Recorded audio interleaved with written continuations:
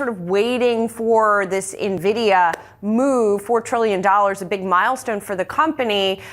What does it mean for the recent tech trade that we have seen? I mean, sometimes when we look at this kind of move, we're like, is this the end of a move or is this the beginning of the next leg? Well, I think what's interesting is that this is not just an Nvidia story. It's not necessarily just a mega cap story. If you look at the breadth of semis as an industry, it's actually improved quite sharply over the past, few years relative to where we were. A couple of years ago, you were at 0% of those companies. If you're looking at the industry in the S&P 500, none of them were above their 200-day moving average. Now you've gotten to above 80%. So this is not just a one stock story. This is not just a mega cap story. I think that there has been some pretty significant movement under the surface. So I think that's a positive thing from the standpoint of, you look at the largest companies in the S&P.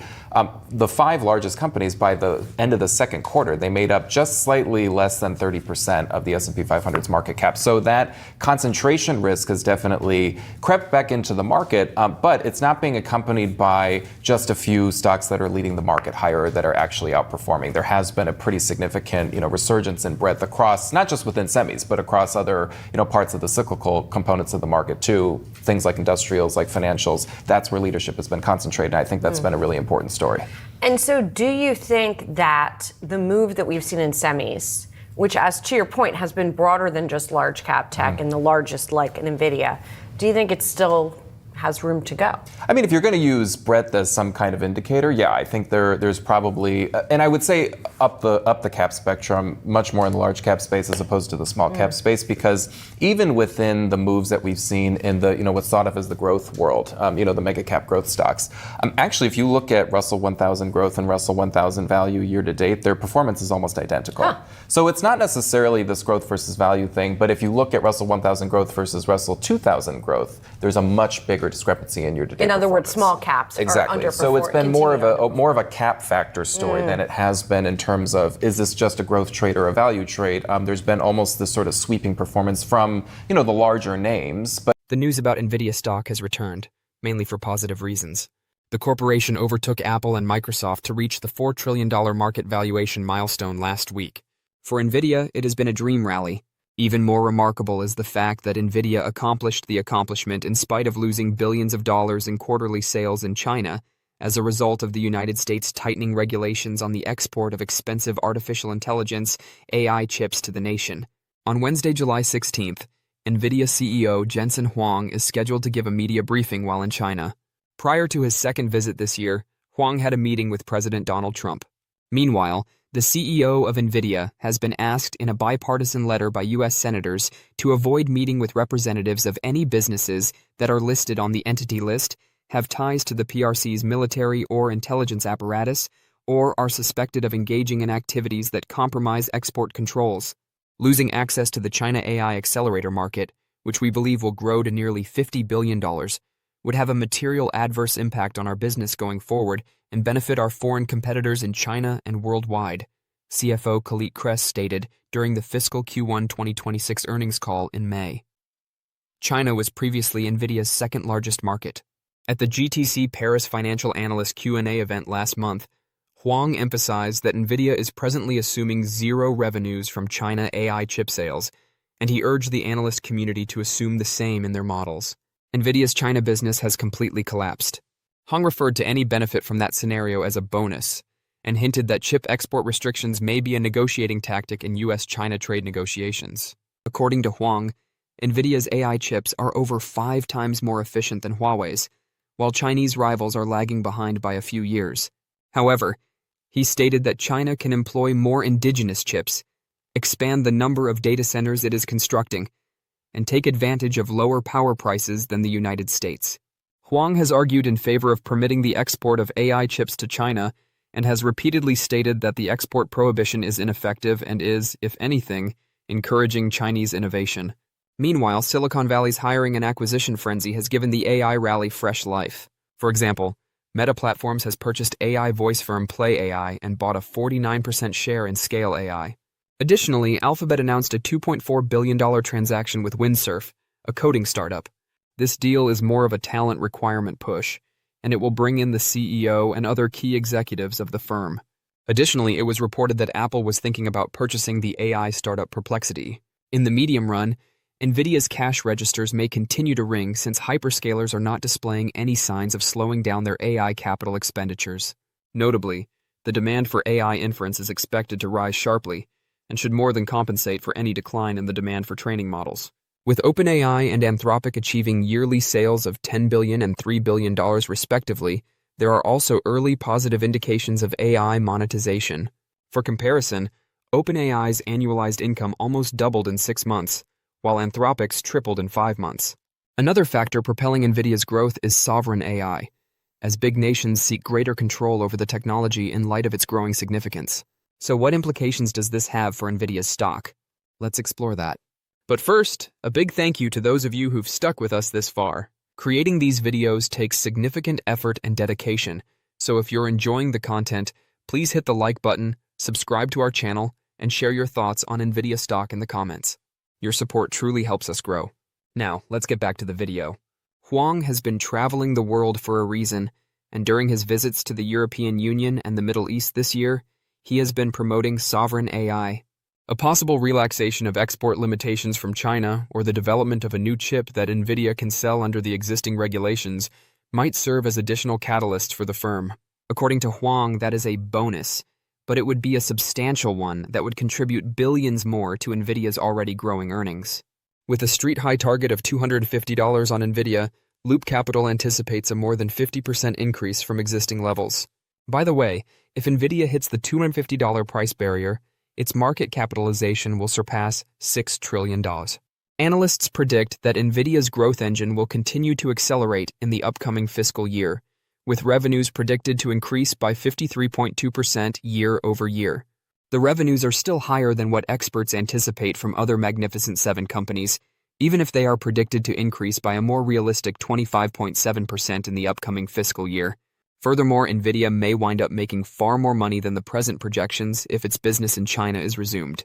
In terms of valuation, Nvidia is trading at a forward price earnings (PE) multiple of about 41x, which is second only to Tesla (TSLA) among its Magnificent Seven rivals. Nevertheless, its PE to growth (PEG) multiple of 1.45x is the second lowest after Alphabet, which has a PEG of 1.26. Despite not being appetizing, Nvidia's valuations don't look excessive. I still think Nvidia is on the right track, and any good news regarding the semiconductor company in China might push the stock up much further. If Nvidia can secure reductions for chip shipments to China, a $200 price point does not appear to be overly demanding. On Friday, DBS analyst Fang Bunfu maintained his buy recommendation for Nvidia and increased his price objective from $160 to $180. As Hopper and Blackwell chip orders exceed supply, Fu predicted that revenue for Q2 FY 2026 will reach roughly $45 billion, up marginally from the previous quarter. Fu cited the ongoing demand for Nvidia's AI accelerators around the world. Although there are dangers associated with U.S. export restrictions on China, Fu pointed out that a China-compliant version is being developed that might help lessen possible obstacles and promote further expansion in that market. The analyst also cited Nvidia's yearly cycle of product refreshes, from Hopper to Blackwell, and finally to Rubin, as a significant competitive edge in the market for AI chips. He cautioned that as Blackwell production ramps up, gross margins may temporarily decline, but management anticipates a recovery to the mid-70% level in fiscal year 2026. Nvidia's robust free cash flow and high return on equity allay valuation worries, and Fu contends that the company's market position justifies a forward price-to-book multiple of 22 times. Don't forget to share your thoughts and experiences in the comments below. Your input helps create a more knowledgeable community where we can all learn and grow together in the world of investing. Stay up to date with the latest market trends, insights, and key updates by subscribing to Investing Tutorial. We're here to help you make smarter investment decisions and stay ahead of the curve. As we kick off this trading week and the markets have opened. Yeah, I think first off, good morning to you, Nicole. Happy Monday. I was listening to your and Jim's conversation. I think he brings up a good point about what was different towards the end of the week with yield. So I think that, outside of stocks, watching that marketplace is probably pretty important at the moment. All things considered, though, with the equity markets, it's relatively quiet. The market is largely taking these trade policy letters in stride. And every Monday morning, I have sort of a meetings of the minds call with some people I respect kind of across the firm and kind of pick their brains on what they're thinking. And one of the key threads is I try to explain maybe why the market's reacting so differently this time around to pretty harsh trade policy updates. One of the key things that many seem to agree is that now that we've moved this deadline a couple times, there's truly a feeling that it's going to continue to get kicked down the road and it's just a negotiating tool. So I think that's part of it. But I'll add a piece that I think is also really important to this as well, Nicole, and that's what country has been notably absent in these recent updates, and it's China. And the reason being is there's an understanding, a framework, and a conversation that's ongoing. But of all the different trade partners, adversarial or not, ally or not, there's no doubt that China is the most mission critical for the global economy, and that trade relationship between the U.S. and China alone is mission critical to the global economy. So I think what we learned was that China had a little bit more leverage than maybe many thought when it came to the rare earth market.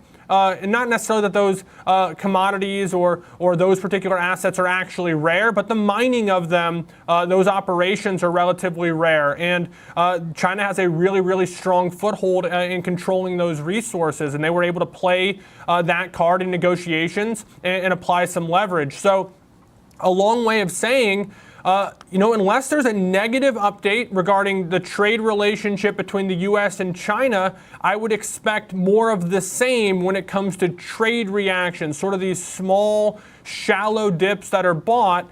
As we've heard so much about how hated this rally is and how underweight institutions have been, they're going to use these opportunities to add risk because they have to. Yeah, and as you talk about China, I mean, there was talk about Trump threatening tariffs on the EU and Mexico this morning. There was a lot on that, 30% tariffs.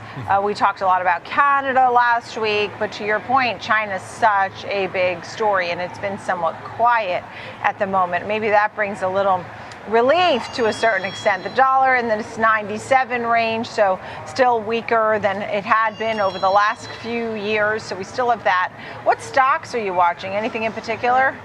Well, one thing I would say is I was listening to your guys' conversation when you were looking at, kind of last week. It was a down week. If you look at this is all of last week's trade. It was slightly lower, but what I would call it was range bound. And Nicole, as you know, I kind of like to do the color coordination almost like a traffic light just because of the visual association we have with those colors. Red resistance, yellow kind of the neutral, slow down, see what's going on, and green being support in this case to the lower end. But what I would really say is, look how shallow this range is. It was 60 points basically for the entire week. That's about a percent, a little bit lower than 1%. And I know that it doesn't capture all of the trade. We did have a spike low and a period of time where we spent above that, but that captures the vast majority of the trade. This is a 5-day, 1-hour chart of the S&P 500. This to me is relevant today. But it could quickly be irrelevant in terms of some of these levels when you have CPI, when you have